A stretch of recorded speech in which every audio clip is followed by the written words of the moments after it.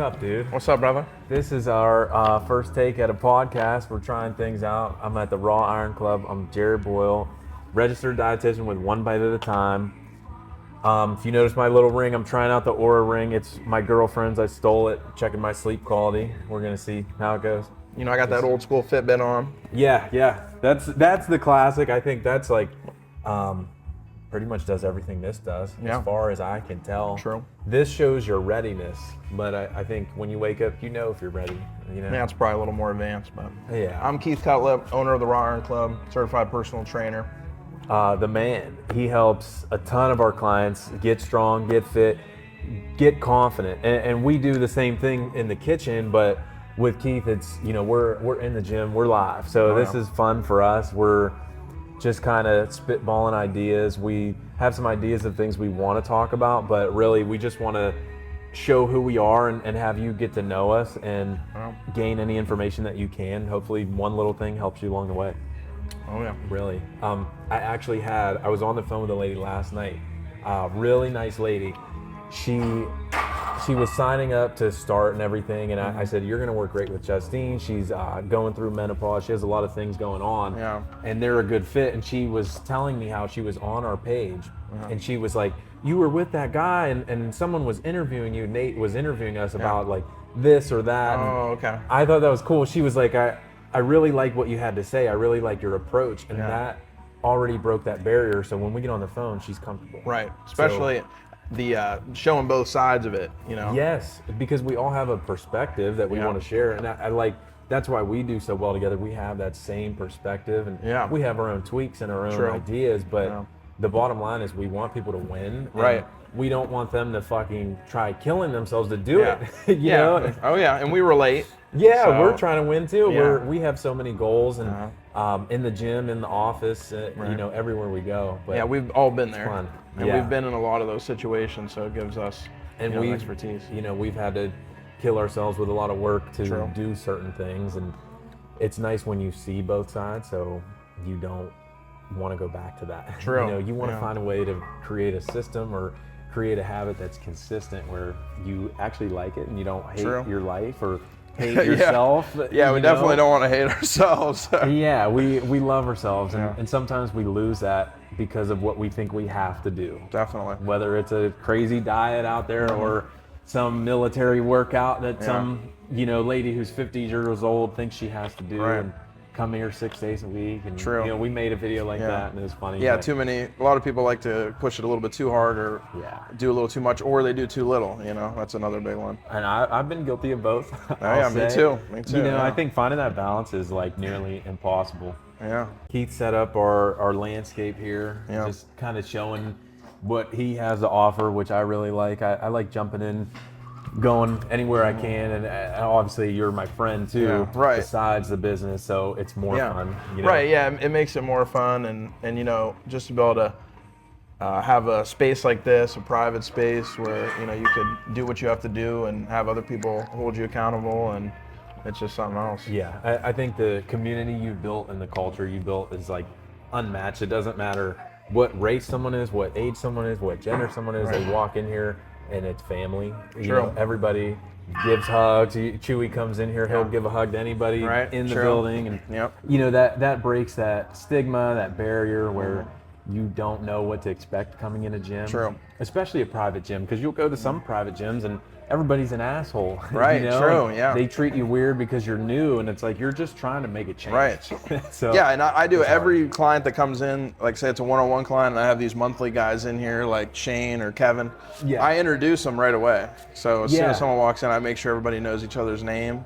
And we have multi-conversations sometimes, we all talk at the same time. You get to know each other, and you're working out, and you feel like you met this guy before, so if you're stuck on the floor, he's probably going to help you get that weight up. Whereas if you're at a commercial gym, you might just keep walking because you don't know the person, you don't know what they have going on. Everybody sticks to themselves. Yeah, and I don't like that. I'm the type I smile at everybody I walk past and talk to them.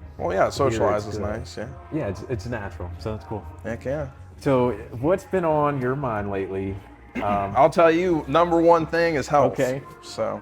Yeah, well, you got a lot going on. Do you care to kind of explain any of that? Well, I mean, I've had the past 2 years pericarditis, which is fluid around the heart, and then I had a condition where I had myocarditis, which is the muscle inside the heart was inflamed, and then I found out I had POTS, which is a nervous system, issue, autonomic nervous system issue. But through all that, it taught me, health is number one. So.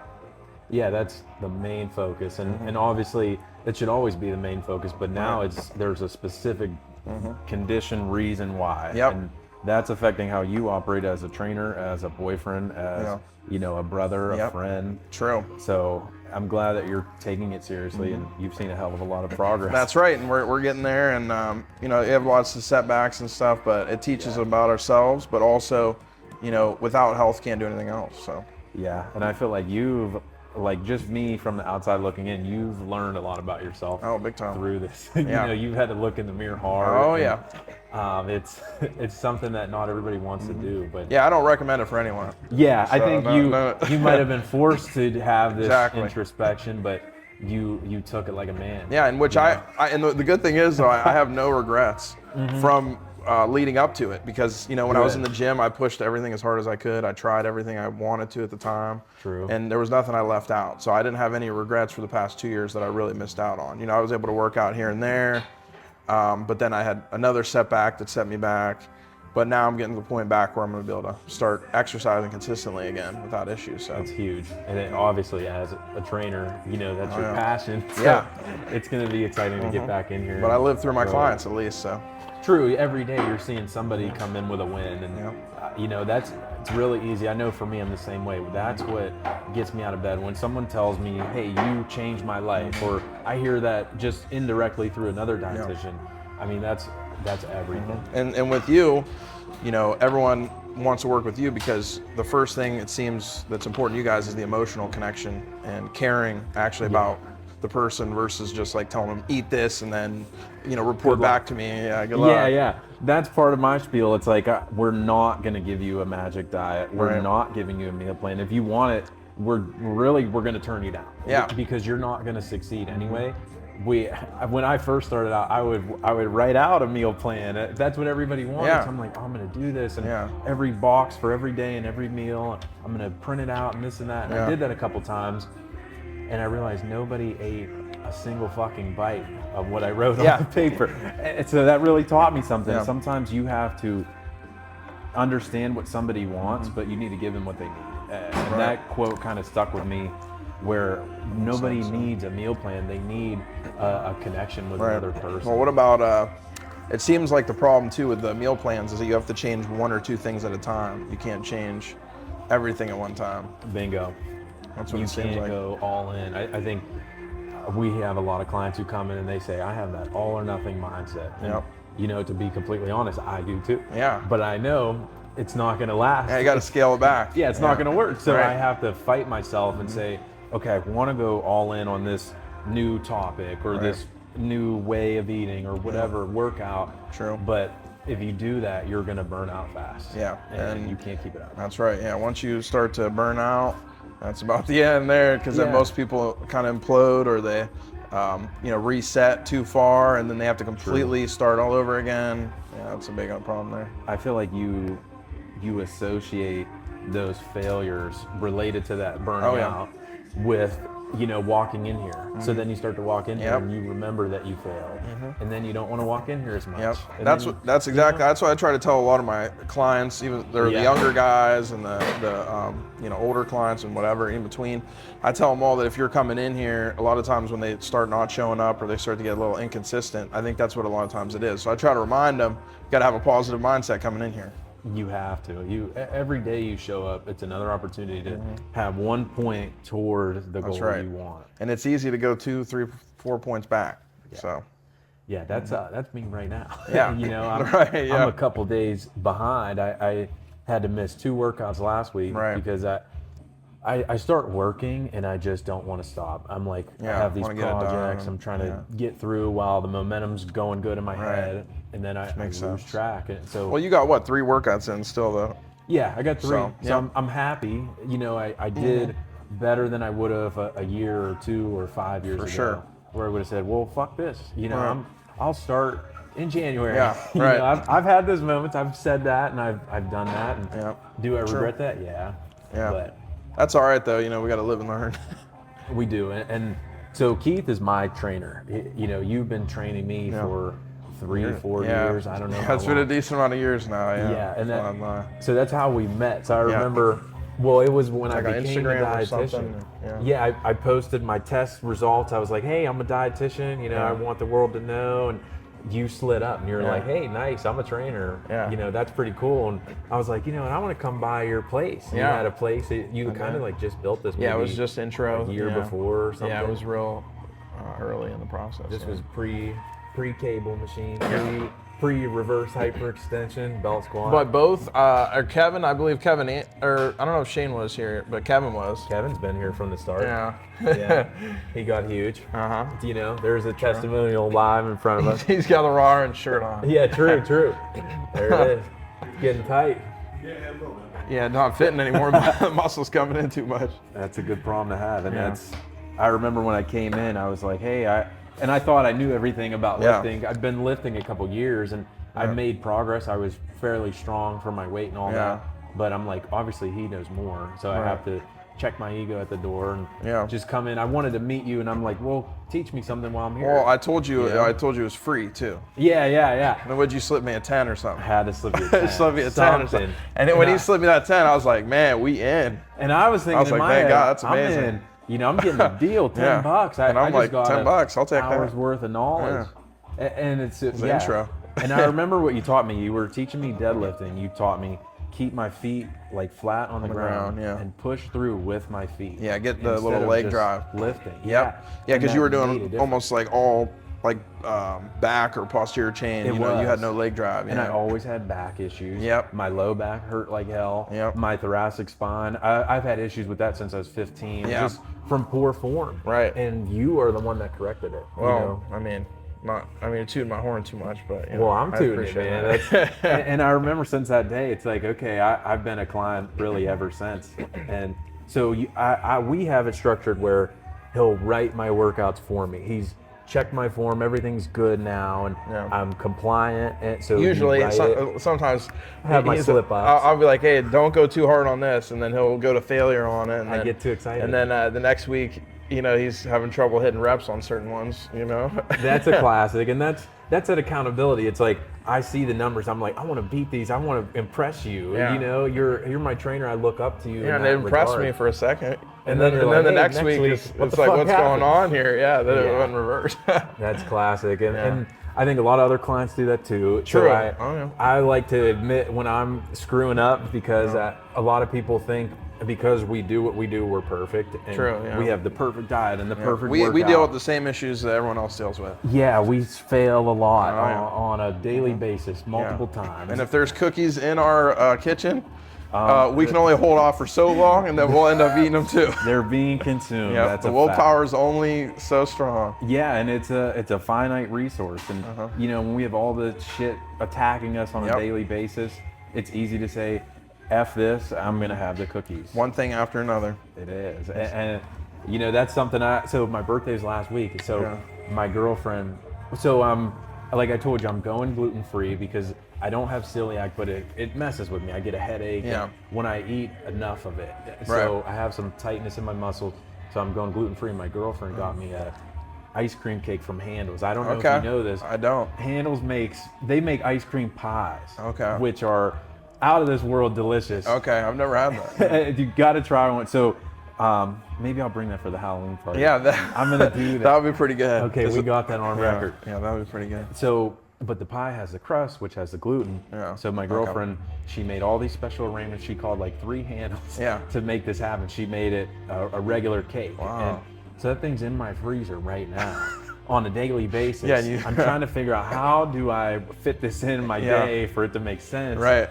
And so there's some days where I have to say, no, I'm not going to have that because I have other things in front of me. I have goals I want to reach. True. But I'm still eating the cake. I'm tearing up that thing pretty fast. So, yeah, that's how I agree with that, because that's how it is throughout the week too. Like I have the similar issues. I'm like, okay, well, I went a little too overboard. I ate too much stuff. I had too many sweets or something on a Sunday or something. And then I got to have a couple of days at least that are clean before I, could indulge myself, into that. Yeah, sometimes you just need a break, and then when you come back to it, you enjoy it more. Right. And it's like if I was micro dosing my ice cream cake and I had a little slice every morning or something, it wouldn't have as much value. True. Yeah, you would always have it. Yeah, and you'd want more probably. Yeah, I would end up eating more, and it would kind of be like a gateway into having some later that day. Yeah, I got taste a little bit of it. Yeah. And so that stuff, we're fighting our battles on our own. Oh yeah, we each have our own. Yeah. I feel like I've come a long way, and that doesn't get in my head or cloud my judgment. But if I've had a really weird day and it's been busy, and I'm you haven't had much probably. Yeah, I'm like, okay, I got to have something fast, and this tastes good and it's fast. I just pull it out and eat it. Right. So it happens. Yeah, it's not gonna be 100% perfect. So. Yeah, and I think some. we gotta quit trying to be, and big time. I feel like I've come a long way with that. Yeah, lots of always trying to be things to be perfect or right. I would hit a squat PR, and then I was like, well, it was 485, it wasn't 500, so it doesn't count. Yeah, it doesn't matter. Like zero excitement. Yeah. It's like the four of us on your back right now. Yeah. That's crazy. Yeah, something like that. But it is crazy. I mean. Yeah, and I think that happens all the time with clients, and it's like we have the one size fits all. It's like everybody thinks they have to have this certain plan and come in, and it's nice when you can come in and say, hey, this is your goal. You don't have to worry about squatting 485. One thing at a time, and you got to take those small wins before you get to that big win. Yeah, there's 100 things we could do. Nowadays, it's all about either instant gratification or everybody wants it now.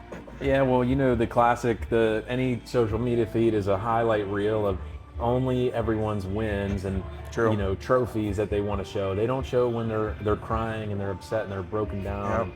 They don't know where to turn next. And what about a good one that just came to mind was people that eat too little but need to lose fat. That's or want to lose fat though. The ultimate classic. That one, I have a lot of trouble with that one because not that I don't know what to do, but because it's hard to break it to the client. The mindset. Yeah. That's probably 80% of our clientele. Wow. Everybody thinks that's crazy. That people are seeing us because they're drinking 6. Yeah, and they just need to eat less food or something. And they're easy, 5 bags of Doritos, and that's what every doctor they tell their patients: just eat less, just eat less. Yep. You're 250 pounds. You need to. And eat they less. roast their client when they come, or when they go in there. The doctor's like, just stop eating all the Doritos. It's like, I don't do that. Yeah, literally. I remember this girl. She's a sweetheart. She was a teen when she was seeing me, and she had a lot of challenges she was facing, and she went to her doctor and she said, I need help trying to lose this weight. She had PCOS. It was deeper than just eat less. Right. And the doctor goes, well, lay off the chips, get off the couch, and hit the treadmill. So messed up. Along those lines, so messed up. But it was just as fucked up as I just said it. And the girl's telling me, we're having our meetings every week. She's like, Jared, I don't even eat chips. Yeah. He didn't even ask me what I ate to begin with. And so that's where a lot of people are coming from, practitioner-wise. So it's easy for a client to just always think, oh, I just got to eat less. Yeah. They've heard that so many times, it gets ingrained. Right, which it's not wrong. I mean, if you are eating enough calories, if you ate less, you would lose fat. But that doesn't, that's not a lot of people's, problems are already eating, fairly small amount. Less. Yeah. And that's the people we're dealing with when they come in. Right. And then we tell them, hey, you got to eat more.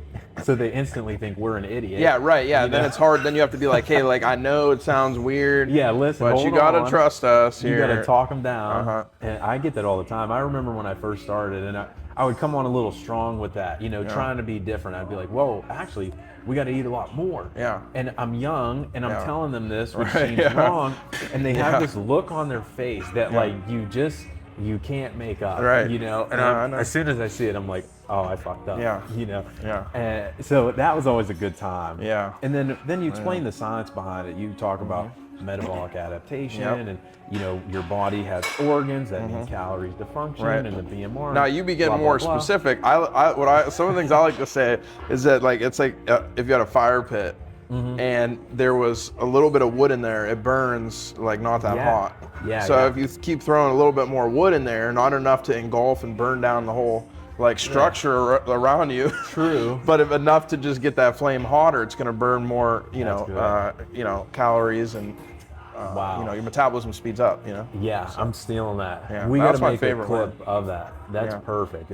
It's so true. It's like your body is a fire. Your metabolism, the metabolism itself is a process of taking what comes in and making it break down to come out in the form of energy. And So that's kind of like the machine firing up. It's literally, it's like a fire. It's like an engine or a fire pit. Yeah. I always make analogies to cars.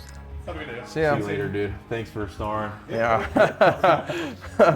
You know, like the same concept with a car. It's like you need gas in your tank. You need oil to lubricate the engine. And good point. So that's always fun. You can use a lot of different analogies with that. And you got to try to relate, give people ideas so they can understand, you know, because nobody cares about the science. Yeah. You know, frankly, I don't much either. I care about results. We're like total daily energy expenditure, you know? Yeah. And they're like, what is that?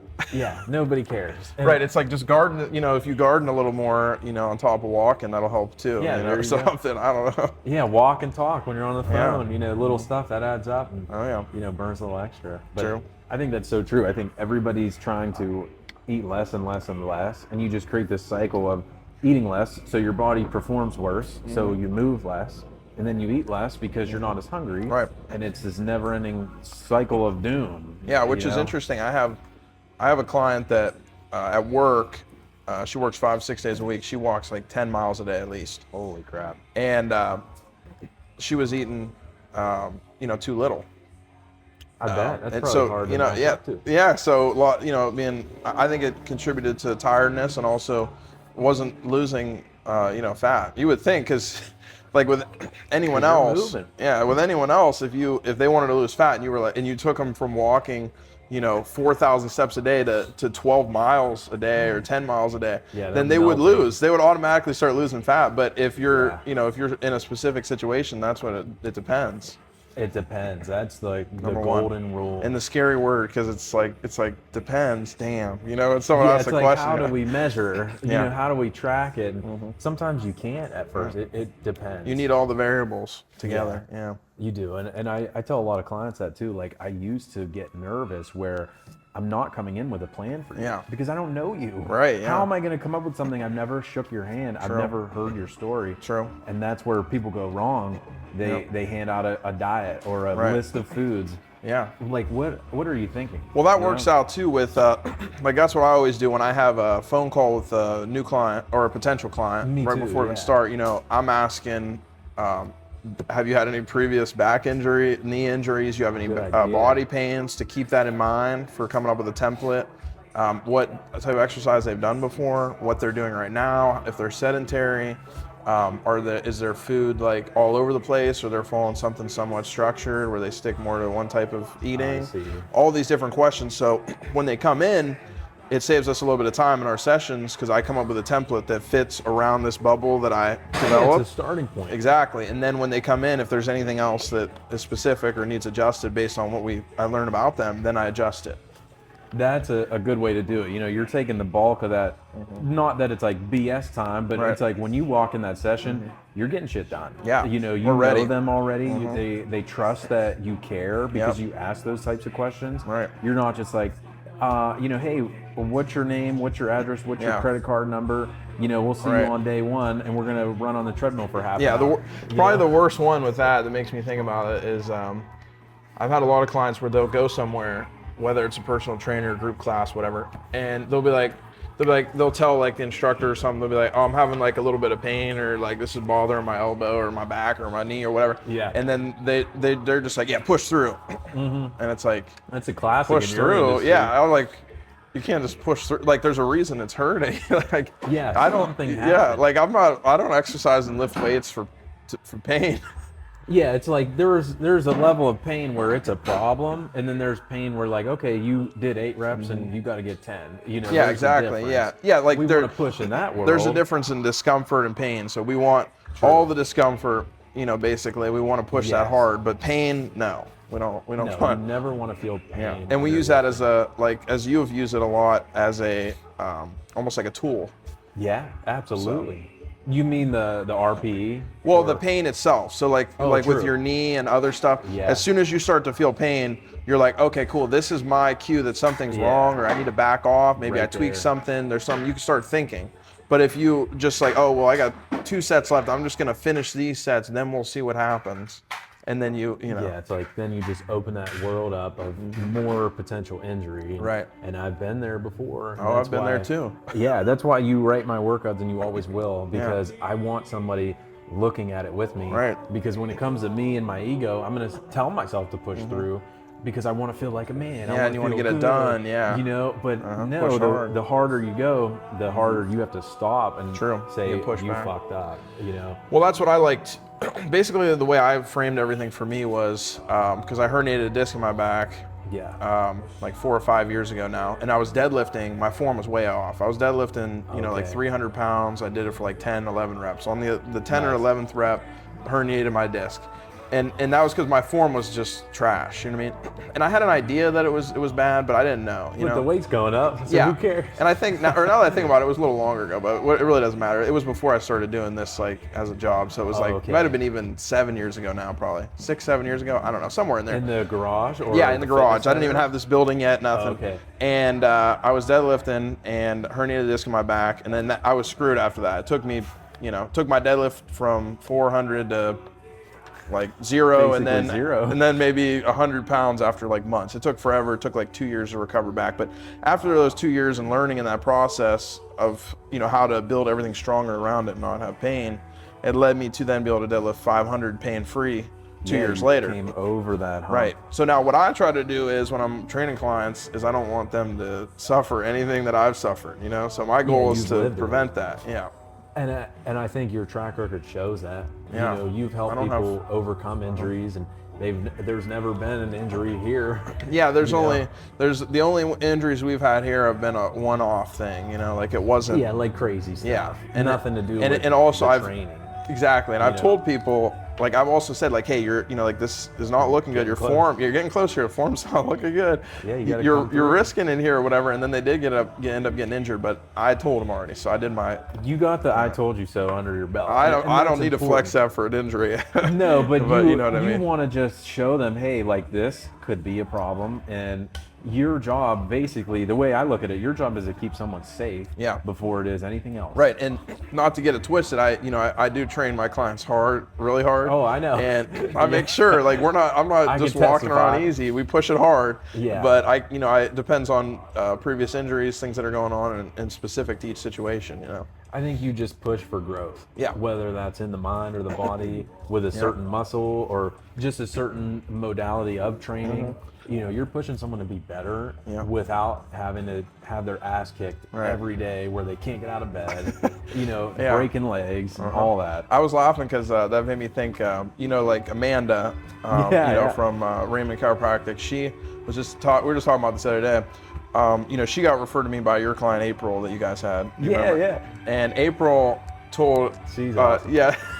they were like co-workers, like not like in the same building, but not in the same office. Yeah, they're right next to each other. Yeah, and they're like, she's like, hey, I'm looking for a personal trainer, and she was kind of doing that thing where she was looking for a referral, and like feeling out who you know. Yeah, and she's like, April's like, I got this guy, he'll train you, destroy you, like he's like balls to the wall, like she was selling it too hard. Yeah, like that's how she was like looking at it, because like when I trained April, I only trained her for I think like a month and a half or something like that, and she was super sore and everything, but it's because she wasn't used to consistent working out and training. If she would have stuck with it, the soreness would have subsided. But my other client that was in here, and she was like, Keith, she's like, he's sweet. You know, what do you mean? Like, whatever. It's because it's like two different ones. Like my client Amanda, you know, she can handle it, and she pushes things and keeps getting stronger, and she's come a long way, you know, from squatting her body weight to, you know, squatting 140 pounds for reps. Insane. You know what I mean? But I just think it's funny because, you know, it is. You got to tend to each client differently, you know? It's all about their perspective, and it's how you personalize,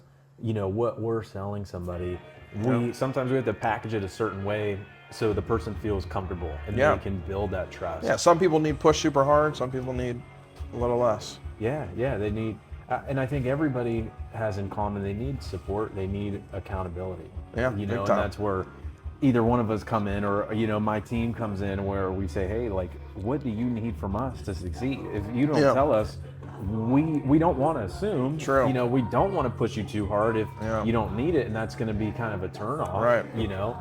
So what do you think is top, like, 3 things right now that most people could do to make changes in their dietary needs?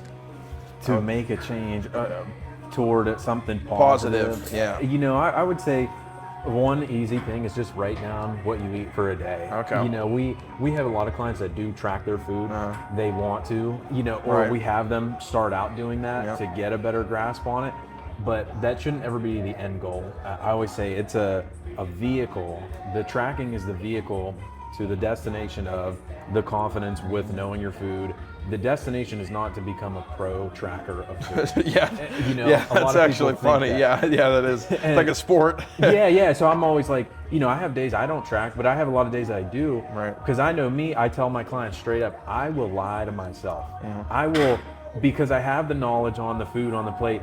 I'll say, oh, this piece of lasagna is about 300. Yeah. When I know damn well it's 5. Yeah. Oh, I've done that. Yeah. So sometimes I track to keep myself accountable, but I would say, just for one day, just take a Post-it note, write down everything you eat, or you know, and you'll just see that list. You'll be like, wow, I need to eat way more, or wow, you know, I had a lot of chips or cake today, and you know, we don't cut those things out, but if you're having too much, you know, that's gonna keep you from the goal you want to reach. That's true. Yeah. So if you know, if you're watching this and that's a goal you have to lose weight or just have more energy, look at what you eat. Maybe you need more foods in your day that provide better energy. Yeah, that'll give you an idea of what you're missing, huh?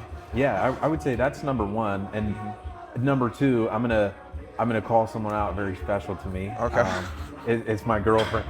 So we talk about drinking water a lot, and she's telling me what she's got going on, whatever, and she's like, I got to drink more water, and I'm like, yeah, I agree. You know, I'm not pushing her to do anything. Same with my girlfriend. Yeah, I think it's probably everybody, and she admitted it too. She said, you know, I say that I always have this water bottle with me. Yeah. And I'm like, yes, you do. That's great. And then in the next breath, she says, but I don't know if I'm even drinking a whole one or 2. And so I'm like, you're totally right. Just because you have it with you doesn't mean you're drinking it. That was the first step, though. It's a huge step. And you know, that's a big move to like say that, because it's hard to say where you feel like you're doing the thing you want to do. Yeah. But maybe you're not aware enough about it. And True. so I think awareness is always the first step. Like, that's why I said the tracking and just writing it on a Post-it note. You don't have to know your macros or whatever you think. But with the water, it's the same thing. It's like, maybe track it, maybe just pay attention. Hey, how many did I drink today? Or, you know, some people will throw a hair tie or a rubber band on it and just move it up or down the bottle. That's smart. You know, something as easy as that. And it'll allow you to see what you're doing. And once you see, then you can take real next steps and figure out what is the highest priority. That's amazing. You know, so that's where I come Yeah, I think it. that's a great idea. Like, people need to implement that.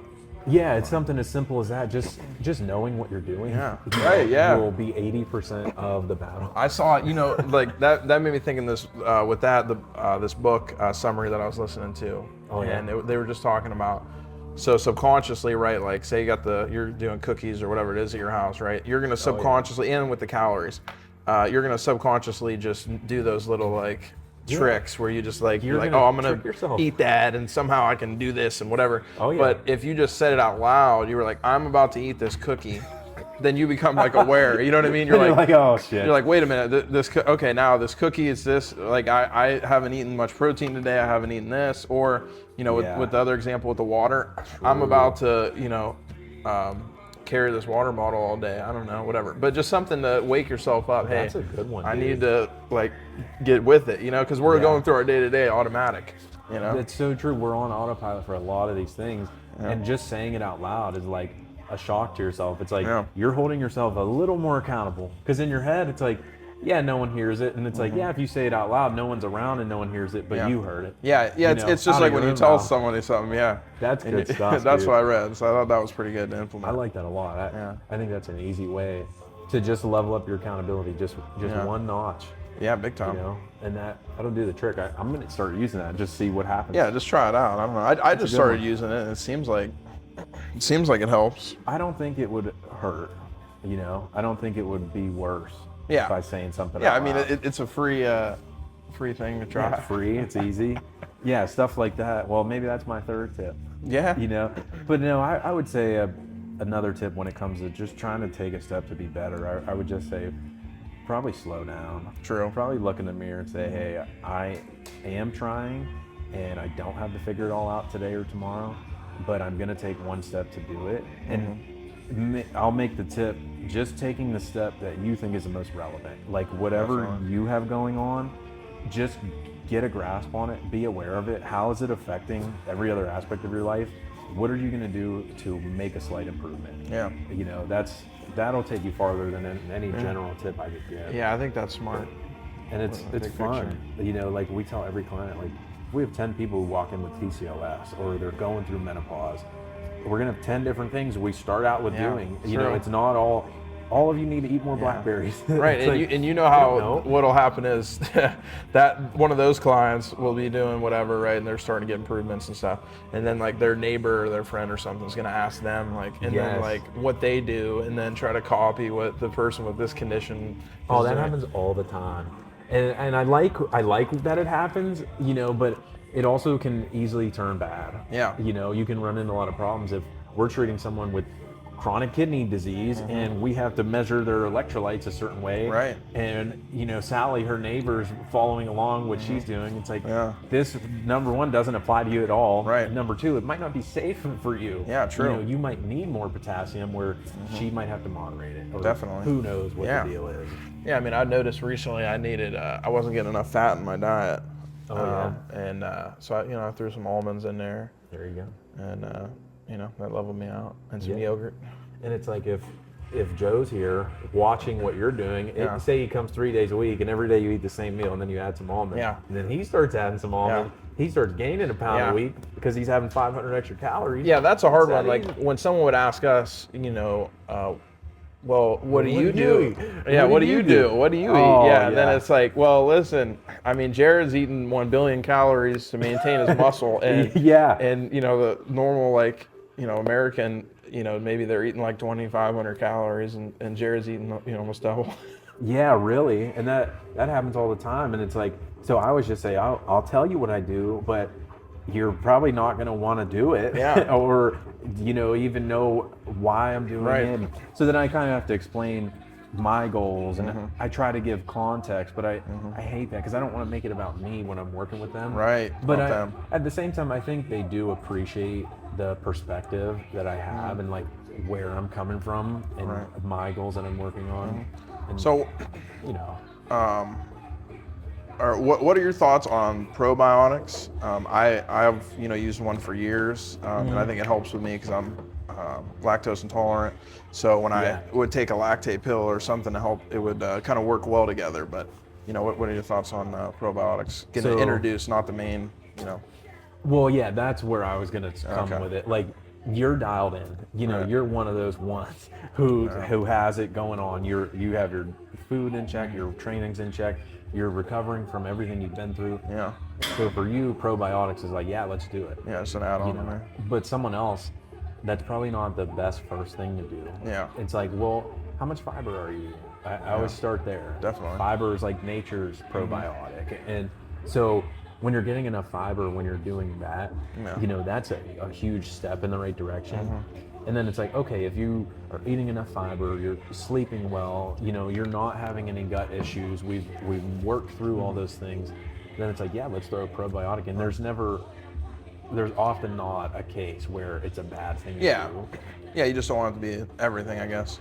Yeah. So then how do you feel about a lot of people, it seems like, I don't know if you've had clients where, or even yourself, certain vegetables kind of aggravate their stomach, and like they can't eat certain vegetables. All the time. Yeah, that's huge. And that will mess people up. I've had that myself. Yeah, me too. You know, and basically, so fiber is, it's a carbohydrate, basically. It's a little more molecularly complex, where our body doesn't even break it down. It doesn't digest it. It's like, it just can't. Right. So it goes through your body, sits in there, soaks things up, which we want. It soaks up solids and liquids and gases to get rid of bloating, to help, you know, pass the stool through, so you're pooping every day. But the problem is, if your gut is not used to that, or if you're not drinking enough water to kind of like lubricate the fiber doing its thing like that, it's all going to turn to a brick in your stomach. Oh yeah. So that's an issue. Or the added gases that some of these cruciferous vegetables can contain, they're going to start brewing in your stomach. Your body's not used to that kind of thing going on. So yeah, you're gonna have gas, you're gonna have bloating, you're gonna feel like crap, and then it's probably gonna turn you off from vegetables. Yeah, true. Yeah. So get scared. Yeah, and so if someone's starting a health journey, or they're like, I'm gonna eat, you know, a whole plate of broccoli today, and they haven't eaten it in 6 months, you're gonna feel like crap. It's possible. Some people, it doesn't affect them at all. I've had an issue with me, and I've heard some other people with this too, is where I would eat broccoli almost every day because I love broccoli. But you know, after a while, then I actually became almost a little intolerant to it. You know, where I had to take it out of my diet because it started to give me too much gas, too much issues with my stomach. And I had to swap it for something else like carrots or something like that. Well, that's a good move. Yeah. And that happens often. That's a whole nother thing. A lot of people, they'll see some good foods and they'll just eat those every single day. But your gut thrives on diversity. You know, your microbiome, which is full of probiotics and all those things. It needs that diverse range of foods with all the different bacteria, so your gut can flourish and adapt to those things. Yeah, that makes sense. Yeah. So that's good. You're switching things out. That's huge. Yeah, diversity. Yeah. And then your gut's like, okay, I've felt broccoli before. I felt carrots before. You know, this is something I'm used to. I can not really worry about it. And you can train your gut to do those things. So people come in with those problems, we can solve them. Or they, you know, don't have them and then they pop up. And then we have to figure out why. What's the root of all this? Yeah, that makes sense. You know? It's a good time. It's like we're playing that detective role a lot of the time. Trying to figure it out. Yeah, there's always something, you know. There's something to work on. Yeah, and it's so if like someone's having those issues and they're like, hey, I saw this probiotic on TikTok. What do you think? I'm like, well, let's figure out this issue first. Yeah, let's look at the diet. Before we just add it all. Yeah, there's always, there's a ton of stuff. Yeah. So I want to flip it on you. What are some tips? So let me give you the person coming in. They've been working out. They're 175 pounds. They're 50 years old. It's a woman. She's working out right now. She's working out 5 times a week. She's going hard. I'd say 2 times she's lifting heavy. She's doing CrossFit. You know, she's snatching up bars, throwing them through the ceiling. And then the other 3 days she's running 5 miles. And she's eating 1,200 calories. Each day they're running 5 miles? Each of those 3 days. Yeah, I don't have a client in mind. Yeah, I know, but this is pretty incredible. Yeah. You know, I've heard this summary extremely often. So they call you. Yeah. They're like, Keith, I'm doing all this shit and I'm not seeing anything happen. The scale won't budge. You know, and besides you telling them to call me too, you know, just what would you do? Yeah. So probably the first thing I would do is I'd run through everything you just said, like what's the specifics are, right? Because if she's working out 5 days a week and not truly, like she thinks she could be thinking she's working out hard, but she's actually not working out that hard. That's true. So that might lead to us having to actually have her work out harder, you know, in there too. Point. But what I would do is run down first what she's doing and everything, write all that down. Number one factor there when I would see the 1,200 calories would be way too low.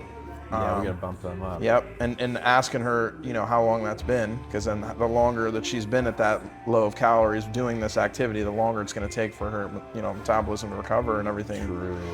So increasing her calories, and then if I'm working with her one-on-one, then we're going to evaluate everything she's doing. So I'm going to see how hard she's pushing. Is she actually on my scale of reality? Is she pushing 1 through 10? Is she pushing like a 9 or 10? Yeah, kind of feel out her range. Or is she actually pushing like a 5? Because some people just don't have as high a tolerance, so they might not, think they're pushing hard enough, but they're actually, pushing really hard, or they're pushing too little.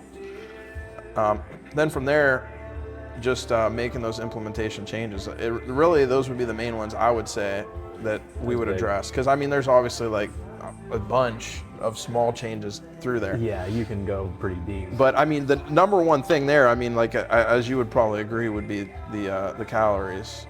And obviously, as she's getting older, how long has she been doing stuff? Did she go from 0 to 100?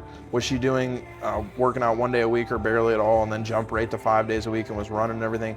So that gives us a good idea. But she probably should diversify her training and not run 5 miles 3 days of the week. Maybe sprints one day, fast walks one day, and then that's cool. Elliptical the other day or something. I don't know, but she might need something like that. There's a lot of ways that could go.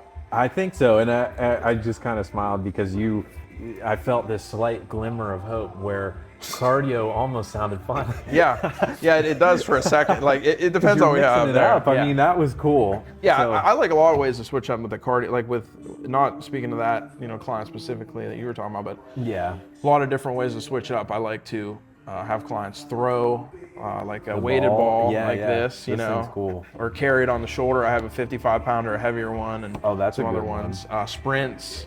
Those are jogs. Fun. And the tire flips. Tire flips, yeah. That really helped me enjoy cardio. Yep. It felt like I was, doing something. Obviously cardio, you're doing something, but it can feel a little not redundant, but just kind of endless. It's like I even like doing. We would have that. We'd have hit the sledgehammer on the tire. That's a good one. That was something different, but and everybody's favorite burpees.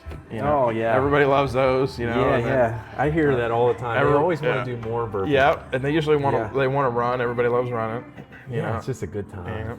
And maybe something a little better. That actually doesn't suck as bad. I usually like to say jump rope. Mm-hmm. That's a little more enjoyable. I like jump roping. I like flipping the tire. Mm-hmm. I like boxing. Boxing. A good time. Mm-hmm. You gave me some good frameworks on like how to use that in a routine in a training regimen. Yeah, because if you're you can get the cardio side and practice coordination. Yeah, and that's so beneficial, especially for that client.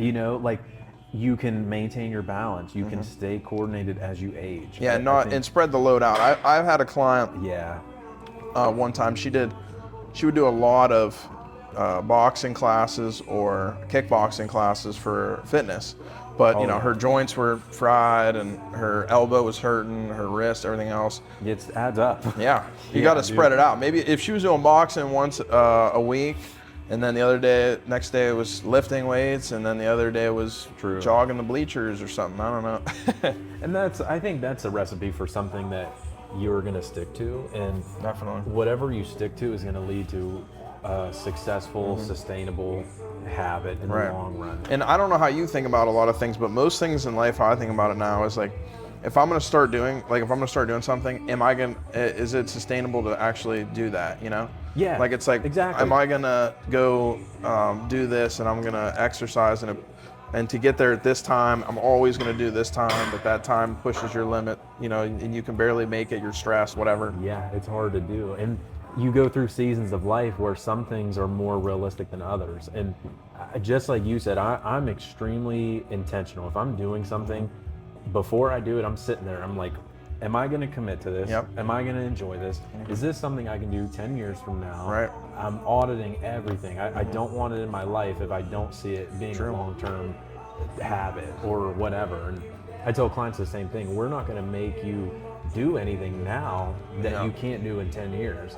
Unless, there's cases where something is specifically defined.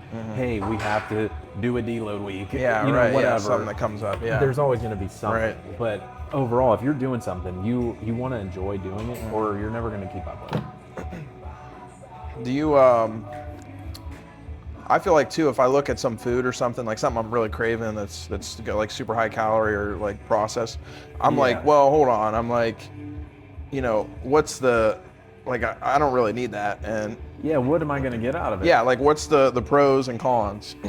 Yeah, and when you kind of audit it like that, and often the easiest thing to think of is, how am I going to feel after eating this? You're going to feel good for a minute. That stuff tastes good. Yeah. On my ice cream temporary, cake, I'm like, yes. Right. That's too, yeah, like I'm not looking for something temporary. I'm looking for something sustainable. Yeah, you want it to last. And if you have a stomach ache in an hour, was it worth it in the first place? It's like, no, I can visualize and, internalize how my stomach's going to feel. And then, okay, it's not worth it for me to have this item. That's kind of where I'm at with gluten lately.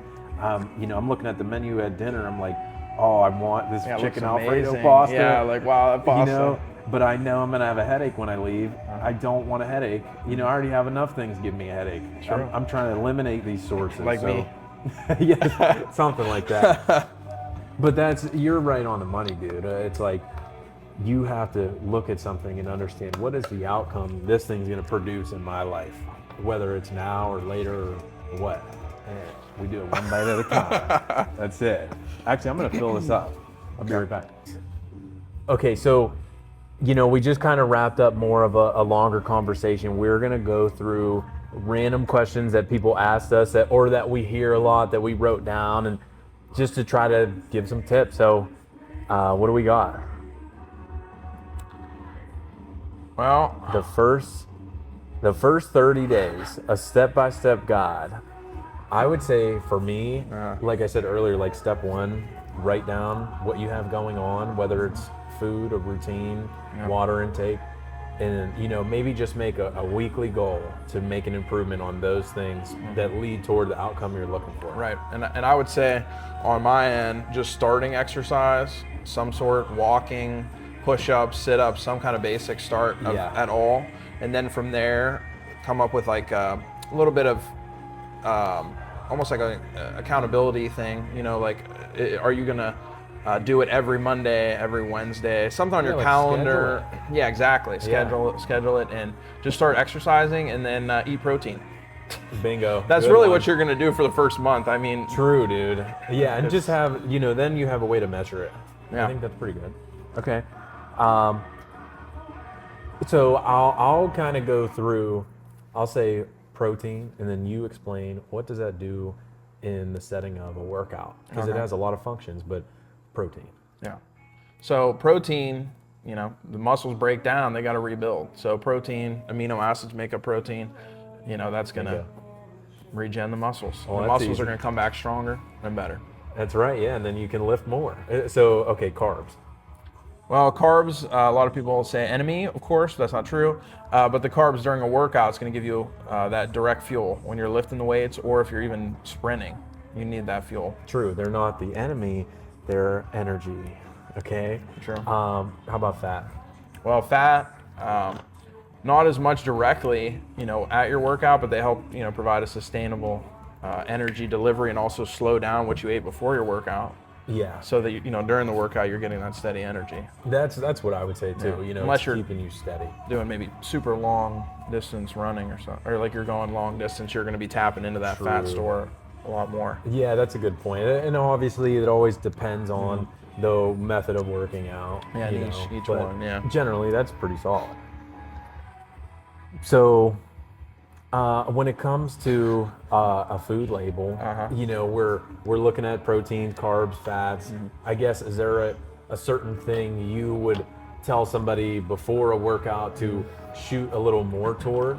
Yeah, definitely. For me, I would tell somebody protein and carbs. Yeah, more towards that side, and something that might digest just a little bit faster, so they get that source sooner rather than later. True. I'm in the same boat. Really, it just depends on how are you going to react to that food, and often the protein and carbs are a little more easy to digest, so you don't have a stomach ache in the gym. Right. If you have a bunch of pasta with a ton of broccoli real heavy, and a ton of olive oil on it, you're going to be sluggish. Yeah, might even have a little indigestion or some Yeah. If you're squatting down, you're feeling it here, you're feeling it here. You might squat up and need a bathroom break. Yeah. That happens. What about setting goals that don't suck? Well, everybody says the SMART goals. Yeah. Basically, you just want to get specific. You want to have a way to measure it. You just want to be able to look at some kind of data in some aspect. I think everybody's heard the term SMART goals, and we can make a whole video on those and our shifts on how we adapt those. But yeah, I think it comes down to the first two are the most important. Be Analyze. specific. Yeah. Analyze and find out what. Yeah, just figure out where to go next. That's number one. What else we got?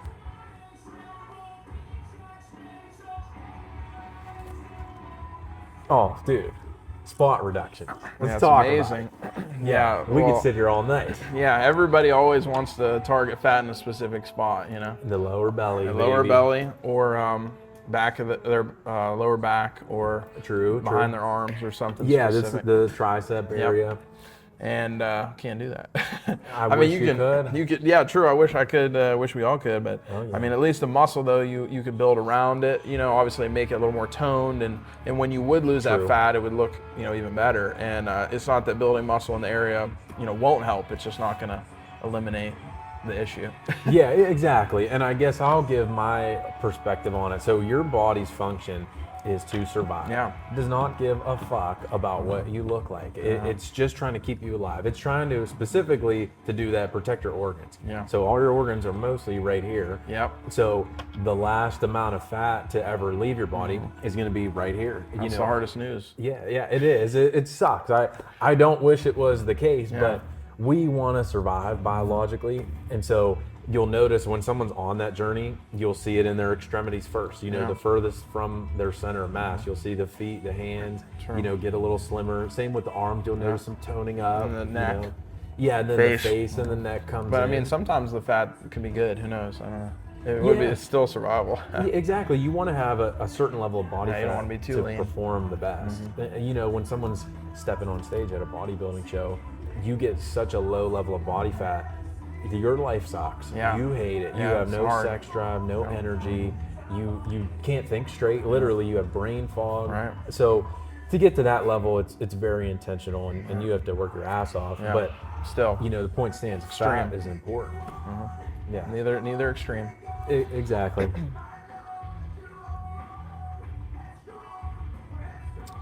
I mean, what about the cheat meal debate? The cheat meals. Yeah. I think if you're doing things right, you don't really need a cheat meal. Yeah. That's kind of what I always come to, and people have all their opinions and perspectives. I've talked to a lot of knowledgeable people. Some like it, some don't. But I think if you're doing something you enjoy, you never really have to cheat. You can fit in what you want. Fit it in. And even if it is something a little more extreme, then you can prep for it. So if you know that Wednesday you're gonna eat a bigger meal or whatever, then on Saturday and Sunday and Monday you could have a little more lean protein, cut something a little down. Yeah, don't go out drinking 3 nights in a row. There you go. Save that energy, those calories, everything else from there. Yeah, you want to minimize the I guess damage you might do to your body. Definitely. But what's your take on it? Do you do a cheat meal? No, I mean, I do kind of more of a planned, maybe. And maybe my cheat meal is I had such a busy day that I didn't eat like anything. So it's really only a cheat meal. It's just one I didn't eat anything during the day. So. Sometimes it just happens that way. Yeah, it just happened that way. Yeah. Yeah, I've been there too, and I try not to skip meals and stuff, but I've been there for sure many times. And, that at least makes you think, okay, well at least this is condensed into one day, and it's not a weekly affair of pizza every night with cake after, all of whatever crazy stuff you can think of. True. So. Yeah, I feel like we have a pretty similar perspective on it.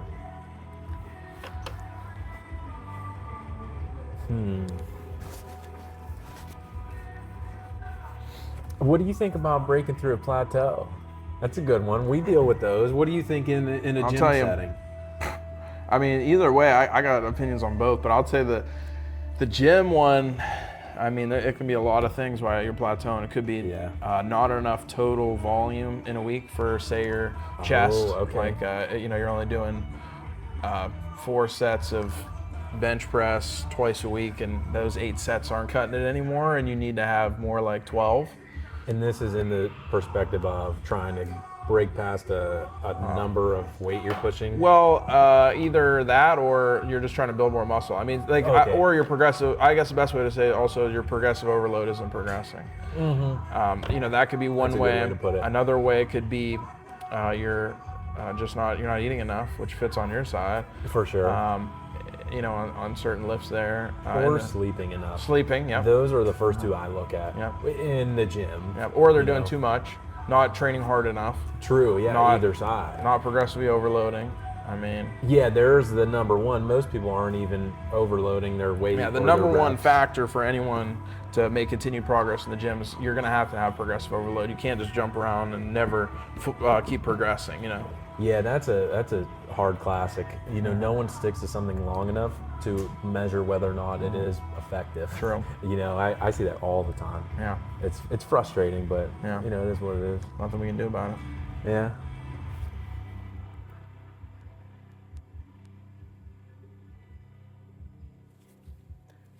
Well, let's talk about the one thing that's probably arguably more important than anything we could say is your sleep. Yeah. The amount, the quality, the quantity, the quality, Sure. Something a lot of people don't really hold as high as they should. Yeah. That's 1/3 of your day right out of the gate. If you fuck that up, you're at a 33% lower chance of succeeding. Yeah. Generally. Yeah. So that's kind of my take on it right there. Yeah, I mean, you need sleep, and it's going to affect your mood. It's going to directly affect your motivation. Yeah, and your willpower. Your willpower, your discipline. Your judgment. Yeah. I think that's it. Like we said earlier, that willpower is a finite resource, and you only have so much gas in your tank. If you come in from a bad night of sleep, you're already maybe at half capacity. So you're making bad decisions relative to your goals way sooner than you would otherwise if you had a full night's rest. Definitely. So, I see that a lot. Yeah, so do I. But people, they just kind of push through. They push through, yeah. That's a tough one. We harp on that a lot, is the sleep. Well, what about a lot of people say, to prep these meals and eat this food, it's too expensive to eat healthy. What are we gonna do? We can't do it. Yeah, and so time consuming. Yeah, can't do it. Man, well, part of that is the truth. Costs have gone up. We all know it's 2025, blah blah blah. But you have to be smart about it. You have to. That's another great thing to do, not to take it there, but if you audit your expenses and you see what you're spending on, you can probably make a couple tweaks and just, instead of, not everybody's doing this, but instead of going out 2 nights a week and drinking and eating good food, just go out 1 night a week and take that $60 or $160, put it on your grocery bill and say, what can I do with this amount of money? Yeah, and not to cut you off on that, but also people, instead of wanting to pay us, they're like, well, I'm gonna. Instead, they're having at least 1 or 2 coffees every day. They're buying at Starbucks or somewhere else. Like they're buying a $5 to $10 coffee at least. Oh yeah. And then or more. And then they're like you said, going out drinking, and paying the price per drink out somewhere on It's unbelievable. on Saturdays and Fridays and all these other things that they could cut down on, which would just cover their investment in their health. So yeah, it's very easy to take some of those things, put them to the side, and invest in us. And obviously, we're both biased on that, but we've seen the return on investment we can produce. Just use the money and buy food. Yeah, just buy something is already going to help. And obviously, it's our job to save a client money. True. We're not going to have them pay for us and then say, hey, now you only can go to Whole Foods and you can only get shit that's at least $10 for 1 serving of produce. It's like, we want to work with you. We're looking at the budget. Yeah, and we want to help our clients save money where they can. Yeah, we got to do anything we can. And we take health insurance and that helps. Oh yeah. But sometimes clients still have to pay something. Yeah. And that's, you have to pay to play sometimes. True. In some way. You're even if it's, say the health insurance covers everything, you're paying with your time. Yeah. You're paying with your effort, and that has a value. Yeah, and when you need a return. When you pay your money, makes you show up. It does. You have skin in the game. Yep. And that's what I love. And Skin in the game. that's why I pay for you to train me. Yeah. You're a great example. Yeah. I want that accountability. I don't want to throw that money away. Yeah, and you're my dietitian, you know. Yeah, exactly. It goes both ways. And if you would have never showed me that cleanse one, what was that? With the pineapple juice the adrenal cocktail. Adrenal cocktail, yeah. Yeah, that's a good one. Yeah, dude. because you showed me that one, I realized how much I was lacking in the salt department. So things like that, you never know. That's why it's good to have someone in your corner.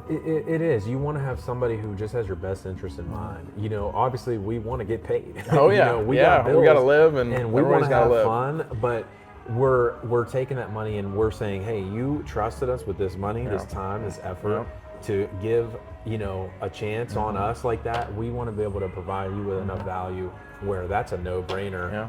10 years down the road if you need a trainer again, or and however we can help you. Want that. Yeah, and obviously you have access to whatever we have going on, and we want to bring that to the table. Yeah. But I agree. I think it's really easy to say, oh, I don't have enough money, and some people, the circumstances are there, they just don't. Yeah. And I understand that. But I mean, at the end of the day, cost of beans pretty cheap. Yeah. Rice beans is pretty. and rice, baby. Yeah. Potatoes are pretty cheap. Lean chicken, not too bad. It's worth it. There's a lot of foods you can make do and make improvements on. Yeah, you can cut that bill down hard. It really just depends how militant do you want to be about it. I certainly don't want to just eat beans and rice, but you throw pasta, cheap too. True. I mean, there's a lot of options there. It's worth it. And those foods you just named arguably make up a large majority of my intake because they are cheap, and I want to spend that money on other things right now. True, yeah. So I'm not afraid to say, hey, I budget my groceries. It doesn't matter how much you make or what you have going on. You want to have a plan in the gym, in the kitchen, or with your finance. True. I don't know, maybe we did it. Yeah. I don't know. Yeah, Sam. Yeah, nothing to call me. Podcast in the books. Yep. That's fun, dude. That was awesome.